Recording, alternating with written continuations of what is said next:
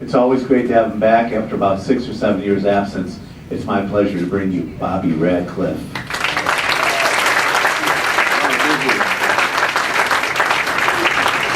Thanks, Gary.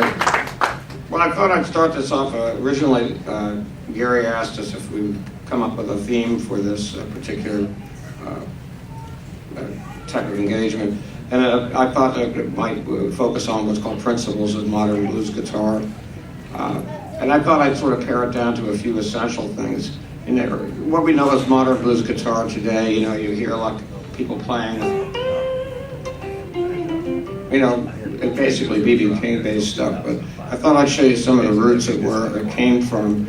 It generally comes out of T-Bone Walker and people like Houston Stackhouse, Tampa Red, and you know, cats of they were basically slide players. And I'll show you an example, and then I'll link them together for you. This is a Robert Nighthawk tune called Anna Lee, and you can sort of see where, as I finish it up, I'll show you what goes on with this.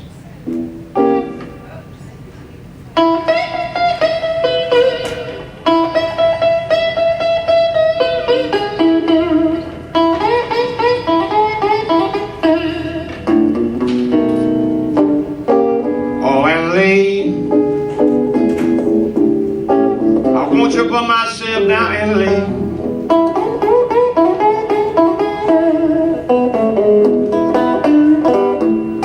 oh, Annalie,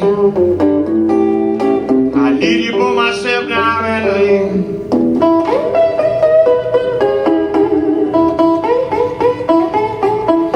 Yeah, you know I love you, and I need your love to set me free.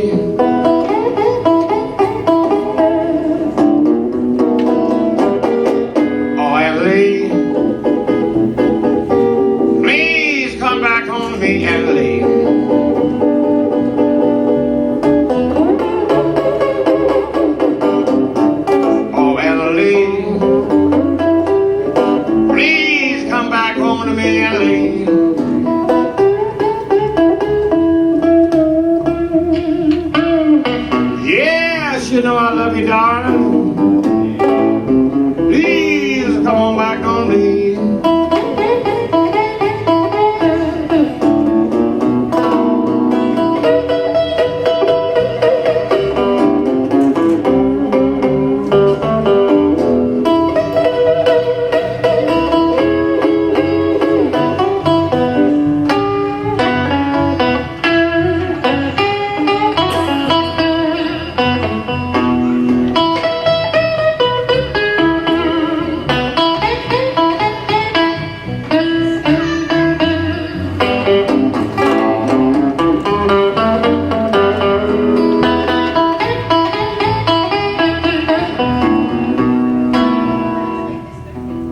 Anyway, what I wanted to show you is that I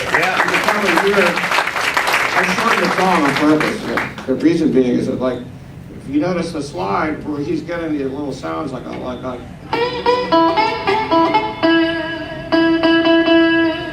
well, B.B. King has always said in interviews that he always was trying to get the sound of what he said was a slide guitar. And, he used to bring up the reference of Booker White, but I don't think it was just Booker White he was referring to.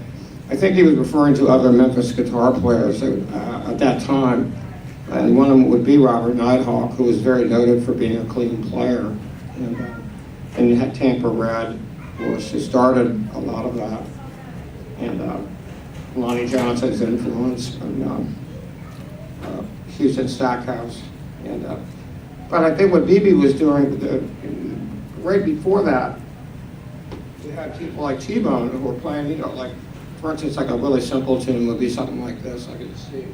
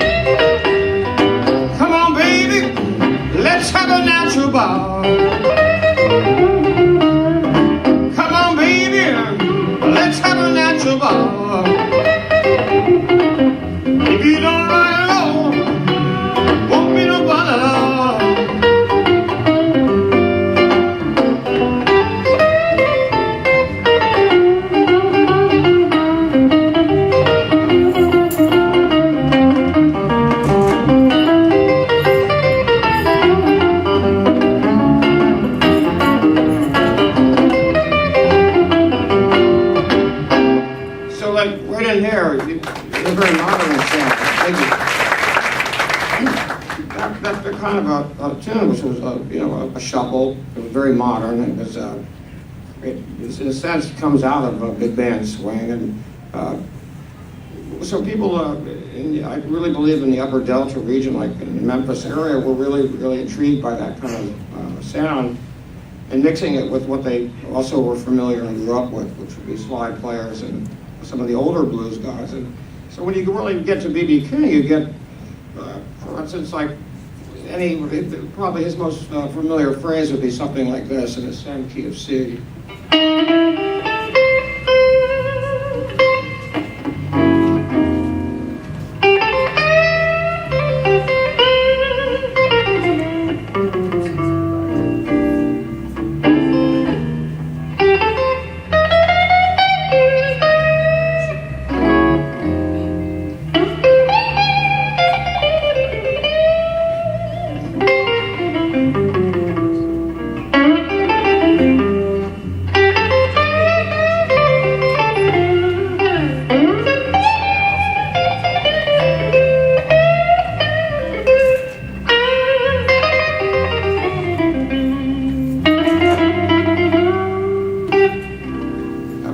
You have an example of what, he's coming out of, he listened to T-Bone, he was working at a radio station, he was also familiar with lots of jazz players like Django Reinhardt, and he probably had such access to a myriad amount of different types of guitar playing.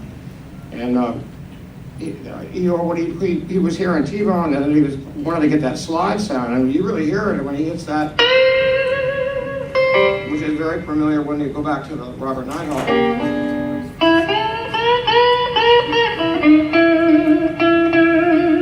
mean, that's one of the hallmarks of modern blues guitar is the bent note. I mean, so when B.B. started that, in a sense, he started a revolution because it wasn't being done with a slide, and he was bending notes, and that led into so many players, eventually English guitar players like Eric Clapton and Jimmy Page and Jeff Beck, and a lot of those guys had heard these records and heard them from B.B.'s, tributaries like Freddie King and the other Kings and Buddy Guy.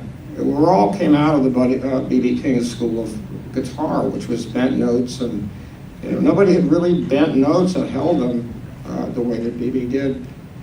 So this whole thing that we have today, that they call rock guitar, owes its existence really to the older guys who were in the Delta playing slide, and then B.B. picking up, mixing it with T-Bone and big band and all kinds of different stuff. And what we know is, heavy metal, speed metal, all of its existence to B.B. King, almost specifically because of what he did. And it often doesn't get recognized for that kind of contribution. And along with the people who he influenced who were a little younger, Otis Rush, Magic Sam. You have a whole west side Chicago, south side Chicago area where there was migration of black people that came from Louisiana, Mississippi. And, so you had all these guys coming up there, and blues radically started to shift more and more into more electric styles. So it got, and then as it evolved, the Chicago guys pick up on it. They took it into some other directions, and like when you get to Buddy Guy, for instance, he's kind of like B.B. King on speed or something, he'll speed it up a lot,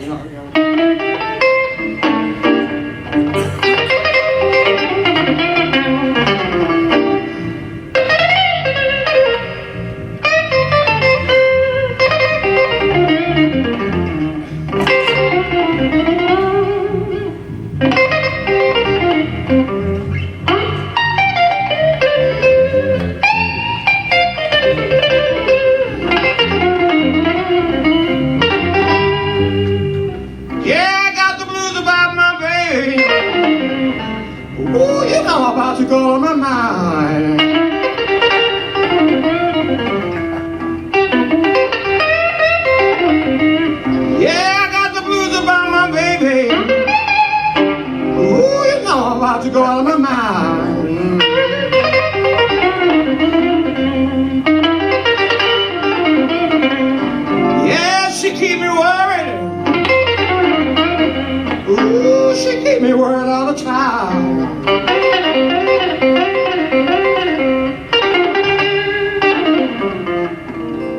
anyway, so you get the idea. Yeah. He's modernizing it, speeding it up, and doing all kinds of stuff. And probably he was, being a younger guy, was influenced too by people who were more rock and roll oriented. And Chuck Berry was a big influence on a lot of Chicago blues, which is overlooked a lot. Magic Sam's early recordings are almost homages, and well, he was almost trying to keep up with Chuck Berry, because Chuck Berry had got such a amount of record play or airplay on radio, and you know, he took that beat that Jimmy Reed had made popular, which is another function and another principle of modern blues guitar, is you have this pattern here a lot.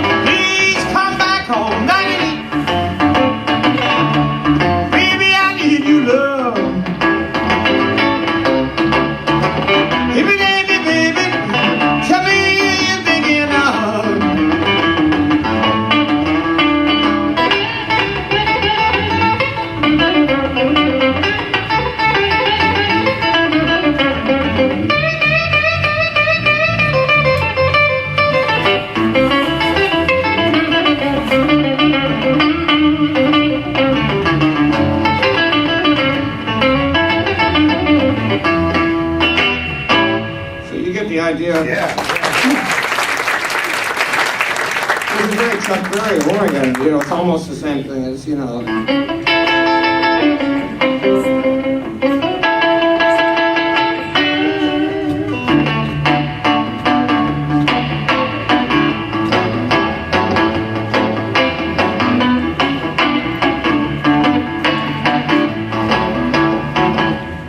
You know, and you know, the Beatles heard that kind of stuff, and I mean, a lot of their early albums have that kind of beat, the Beach Boys, you know. So that's another one of the little tributaries, and a lot of that comes out of Eddie Taylor and Jimmy Reed, and they were playing that, you know, it was basically a little more slower, like, you know, like Jimmy Reed songs. I found a new love, one way to me way and above. Oh yeah. I found a true love, one way to me way and above. Yeah.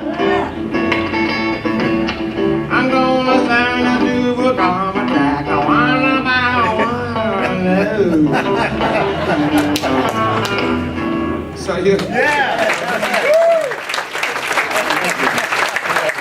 I mean, when I was, you know, I'm 60, and when I was coming up, I would read the back of the Stones albums, and I'd see it said Jimmy Reed, and we all went down to Waxy and Maxey's Music in Washington, and they would look up Jimmy Reed albums and singles and stuff, and so the Rolling Stones had a tremendous influence on a lot of the guys from my generation of players who would be around my age, were born 1949, 50, 51, 52. And, but it's amazing how, like, those sounds got, you know, Chuck Berry took that Jimmy Reed thing I just did there, and he sped it up. And then it affected the blues guys. So you have this kind of going back and forth where people are borrowing different styles, you know. And then you get into, by the mid to late 60s, you had James Brown and funk influences that were really basically coming out of jazz, what was going on in funk jazz, Jimmy Smith, a lot of that kind of, you know, Lee Morgan, what they call that, you know, get it in your soul music, you know. And that's when James Brown started that, I guess it was about 65, with, you know, like, you know, basically, in a sense, sort of stuff that led up to Sex Machine, like.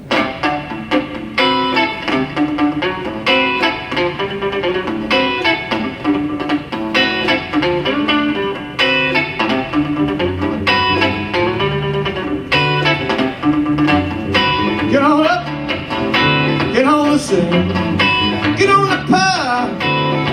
sex machine. The way I like is the way it is. I got a mind, I don't worry about it. You know what? Get on the scene, get on the pub like a sex machine. Okay, so you got that.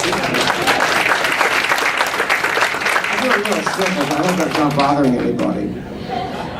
But what the upshot of that was that my first album that Gary was referring to, Dress Is Too Short, I mean, Syl Johnson was one of many Chicago blues soul players, and there were guys all over the country, doing that. That was the time of the big soul, movement that was Atlantic Records and Muscle Shoals and, Booker T. and G's, all those guys, Otis Redding, but they all had core groups that they worked with, and that sound became so predominant that people in blues had to keep up with it. So Syl Johnson was a friend of Magic Sam. They were in a band together as kids, and Freddie King. They all knew each other when they were young in Chicago in their early teens. And so Syl Johnson, made it as a soul singer for a while. He's made a recent comeback. But for instance, I'll play a little bit of Dress Is Too Short.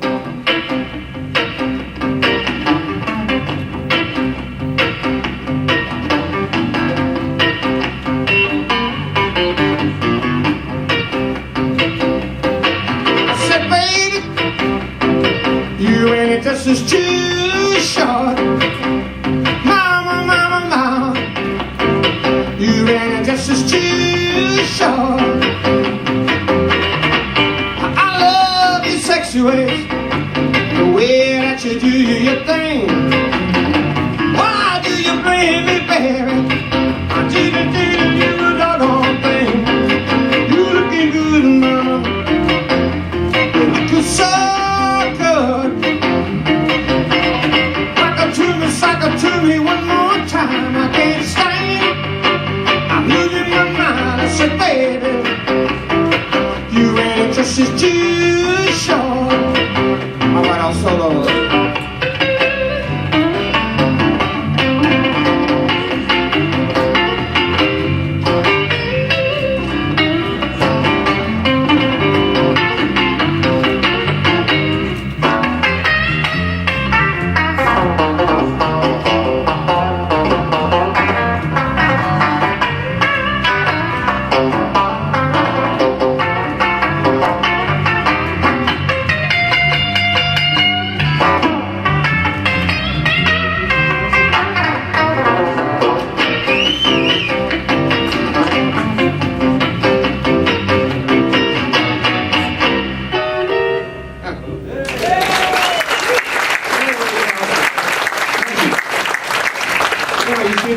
That cross-fertilization thing again, where the soul stuff affected the blues. And these guys had to, these are, urban people living in a big city, so they want to keep up. They want to be hip, and like the way anybody would when you're young. And so that soul influence was modified with blues. Like when I soloed on that was more of a blues solo thrown in on a soul beat, and some guys didn't do it. Some cats with soul records tended to play more of like in a gospel style. If they're under a chord, for instance, like if they were in C, the blues guitarist would go like. A lot of the soul cats were coming out of gospel.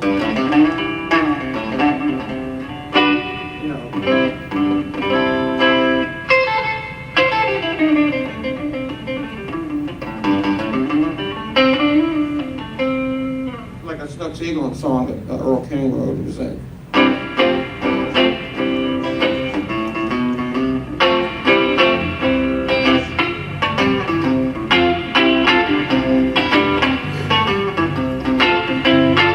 she's just cheating you. She's just cheating you. We both smile, sheep them down. You do job that's got in town. Don't you know that my baby loves me?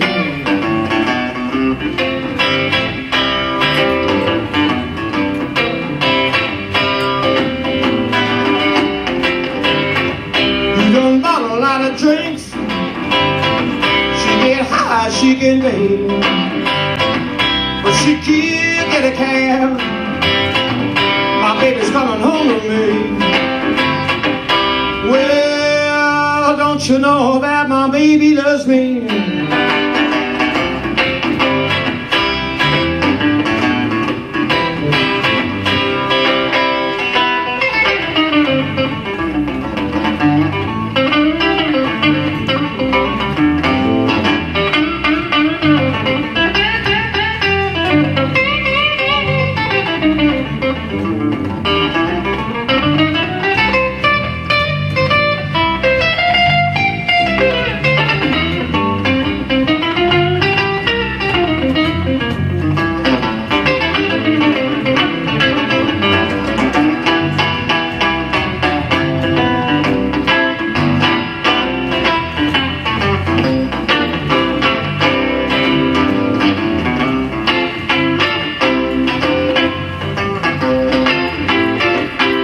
Nothing but a backbone, a sucker John.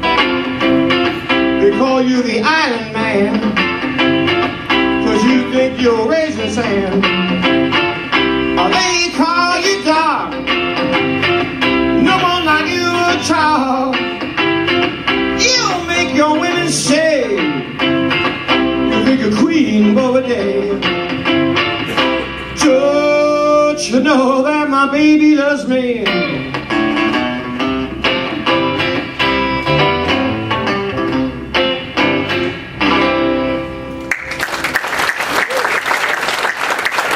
Oh, thank you. Yeah, I was trying to give you an example of that. Mike Bloomfield actually used to call it playing underneath the chord, you know. Like, if you're a C, like a C bar C like that, it would be a...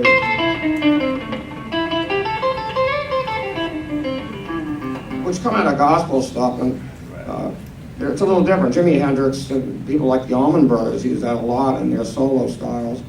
And it also has its roots in country music. If you really listen to it, a lot of it comes out of bluegrass, you know, because like a...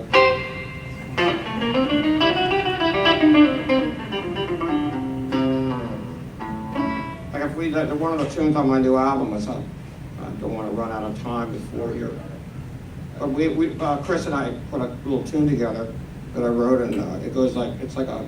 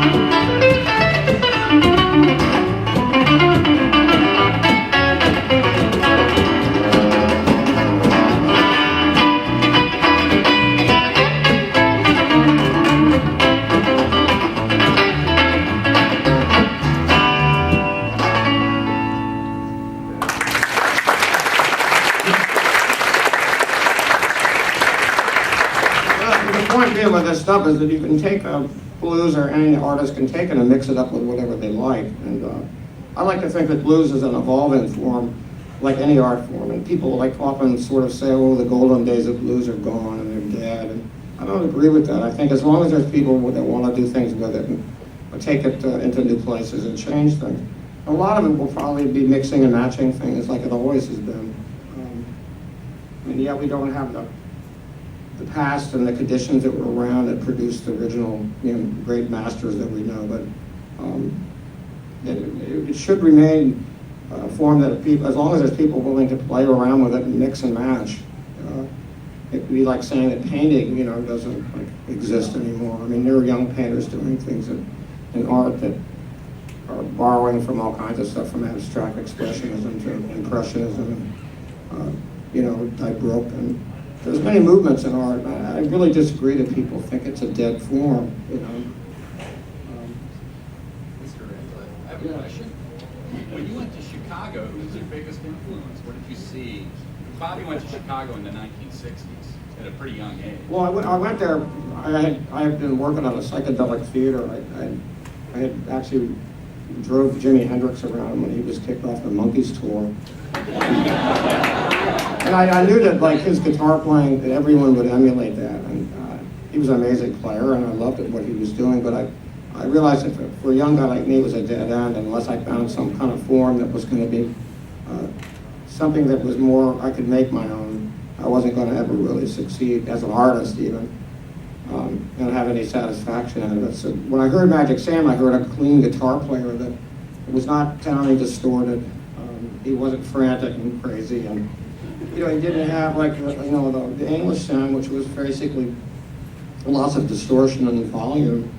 And I had been in little bands in the '63, '4, '5. And by the time I get to the '68, I realized that I wanted to strike out on my own. There was a band named Lothar and the Hand People. I don't know if any of you remember them. They were sort of a touring psychedelic band out of San Francisco area. And they told me about this guitar player. Sounded like 3 guitarists playing at once, named Magic Sam. And I thought, geez. And then I finally heard a record, and I said, I've got to go find this guy. So that's why I went there. And also to hear people like Otis Rush and Buddy Guy. I had met Buddy in '67 in my hometown. And, How old were you? 16, 16, 17, somewhere around there. And I had a fake draft card, They used to seat me in the back of the Magic Sam and Matt Thompson, his bass player, and their wives would put me in the back of the Selectra 225, and then they'd make me sit low because the Ku Klux Klan, if they caught them, they would send them to jail, not me, because they would accuse them of, kidnapping a young white boy. And then when I went into the clubs, like for instance, the Alex Club, the 1815 Club, the guy Boss was the owner. That was his nickname. And he would go, oh, okay, well, I'll look after Bobby, I was just using my family name, Robert, Robert Radcliff Ewan. And I had like a little button-down shirt and khakis, and This is the south side of Chicago. west side. Yeah, it was pretty much on the west side. It was off Pulaski. Sam lived on 1614 South Pulaski. And he was actually bartending on weekends because he wasn't playing that much. It was sort of the economic times like today in a way. And he wasn't playing all that often, and he was bartending at a place called the L&A. And Magic Slim was actually the featured guy on weekends, and he gave Slim his name. They were both from Grenada, Mississippi. But anyway, they would take me to the blues clubs, and that was like a real experience. And, he really never formally showed me anything. I asked him to show me one of the boogie type things that he would do, and he just kind of went, it was like, wow, okay. I wanted to learn this one,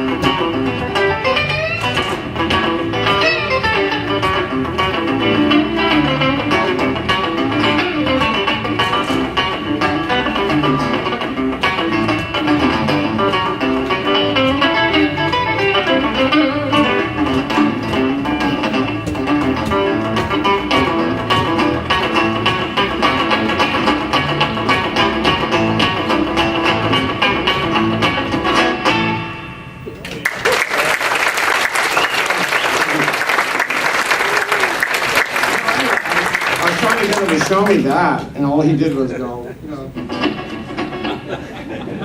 that was the only thing he ever showed me.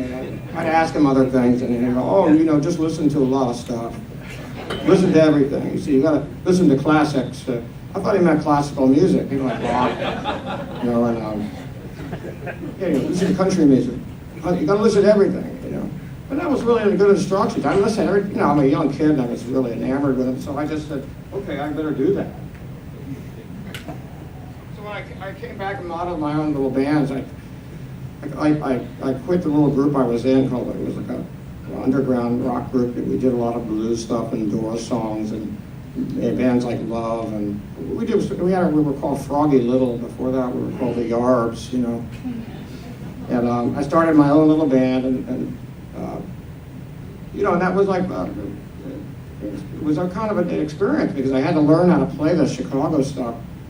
And a friend of mine's mom let us in the basement of their house so we could be down there and practice and things. And I modeled my band off Magic Sand and Otis Rush and all those guys. And that's what I continue to do today, I guess. It's I've added things on, I've taken things apart.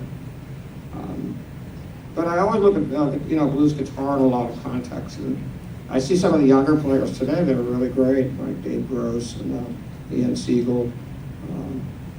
So many good players. And sometimes I wish that some of the other ones who are just as probably as good, but they use so much distortion, and I think they don't need to really use all that much. You can get a lot of tone without all that.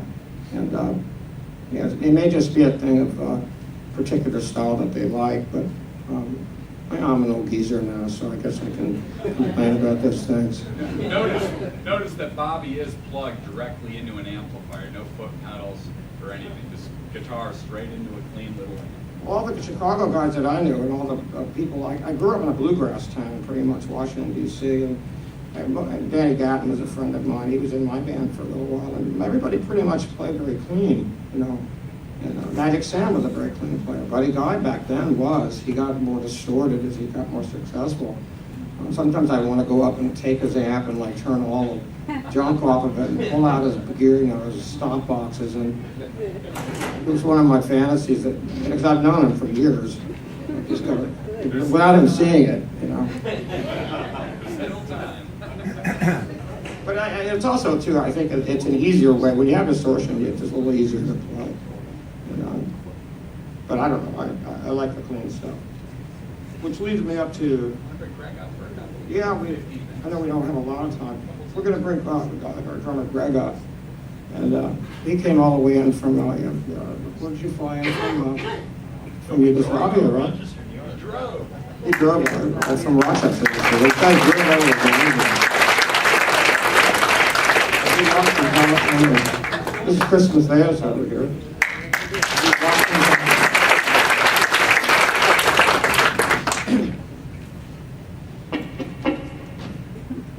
Does anybody have a request, or should we just go ahead? Yeah, what do you got? I don't know, I've forgotten everything now. It's funny. It's never been. I never learned the words to it. I have dyslexia, and I always would goof it up. How about a boat and swing? I could do Snatch It Back and Hold It. That's kind of similar. Snatch it back and hold it. Baby, one more time. I ain't going to bed. I got you on my mind. Hey, hey, hey, hey, hey. You have a real good time. Somebody got to help me. I can't help myself. Somebody got to help me. I can't help myself. I ain't doing too bad. I ain't got no brand new bag. All the kids in the neighborhood, they doing a brand new dance. All the kids in the neighborhood, they got a brand new dance. Hey, hey, hey, hey, hey. I got to show you where it's at. Snatch it back and hold it. Oh, baby, one more time. Oh,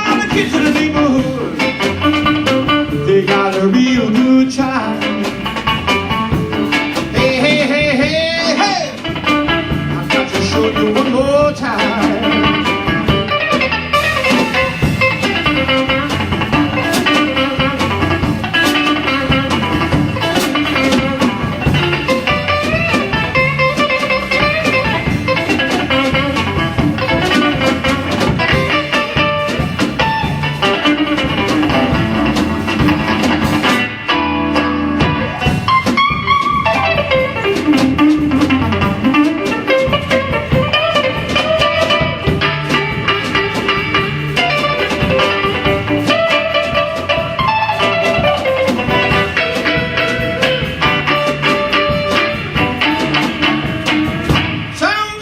To help me, I can't hate myself.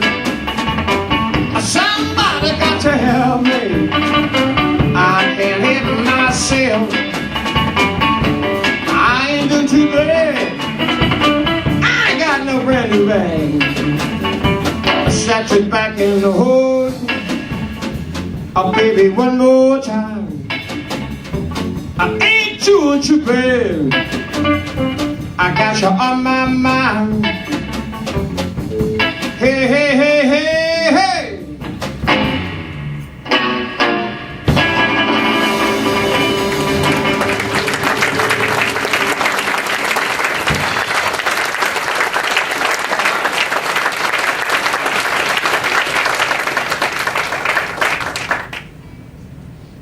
Well, here's something from my new record. And if I can find my cable here.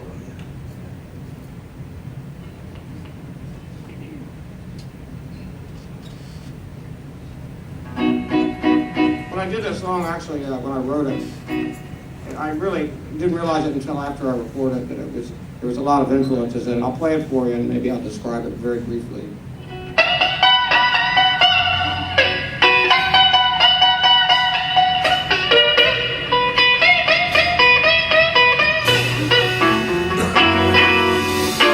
I caught a woman with a red devil grin.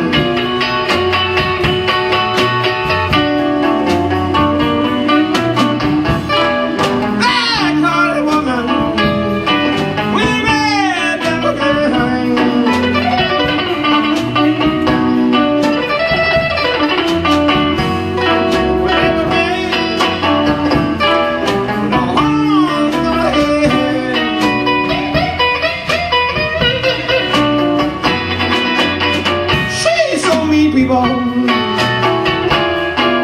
gonna drive me right off of the road.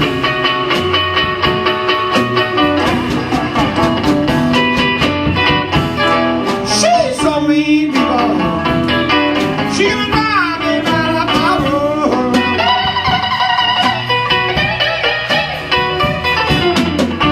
With one day with a magic wand, she gonna turn me right in the little.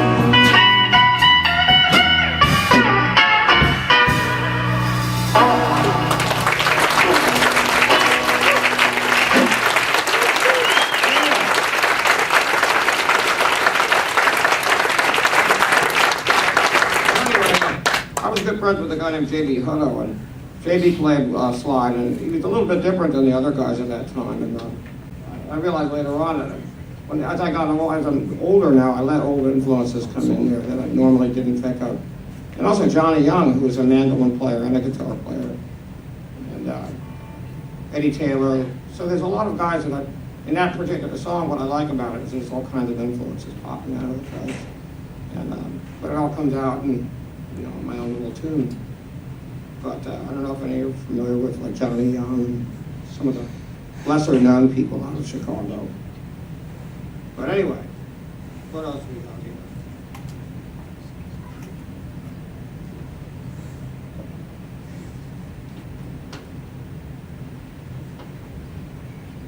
Well, here's our little tune that maybe you might like. This is a favorite on my first album. Originally they were going to call the album Ugh, and I thought that was a really stupid name. So I told my record company, you can't call an album Ugh.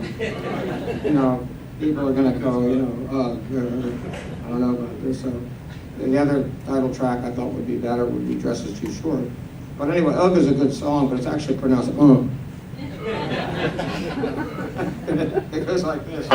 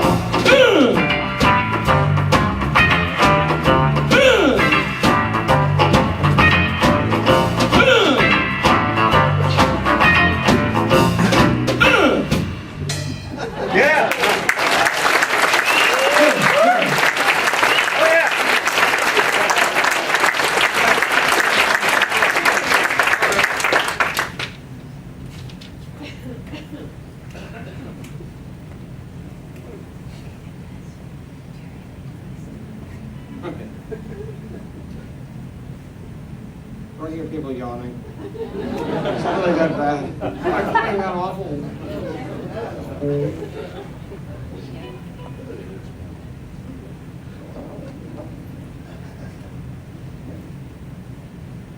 trying to think of something really cool to take it out with for you, John. No, I'll take it out with a vocal for you. I had one right on the top of my head too, and it's like, oh my God, I forgot it. They just set it in with me. You want to hear something nice and like soothing?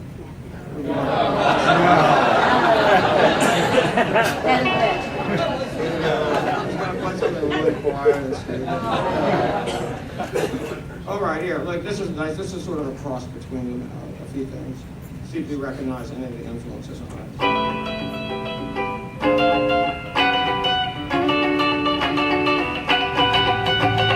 Peeking on me, always taking me around.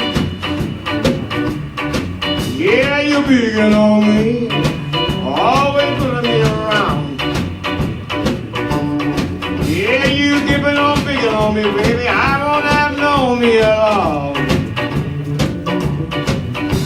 You're picking in the morning, you're picking late at night. You keep on picking on me, Lord, and never fight. You picking on me, always tearing me apart.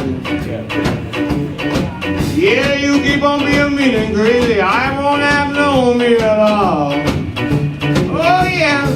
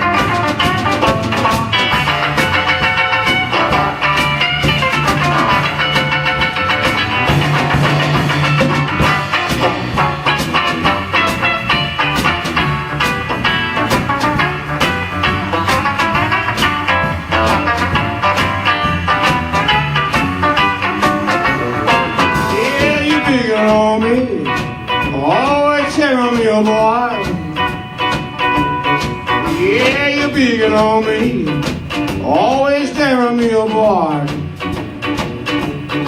Yeah, you keep on picking on me, I won't have no me at all. Well, you picking on me, picking on me. Yeah, you picking on me. Yeah, you're picking on me. You keep on being mean and crazy, I won't have no me at all.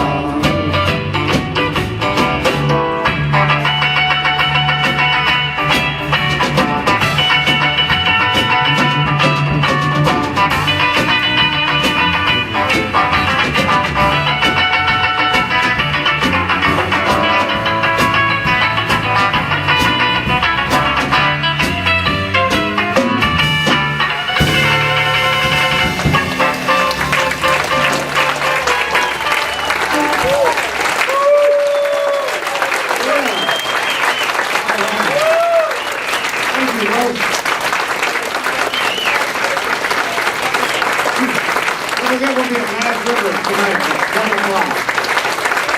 Thank you very much. Don't forget we have these last of these CDs here. You'd like to take a little memento home of this occasion.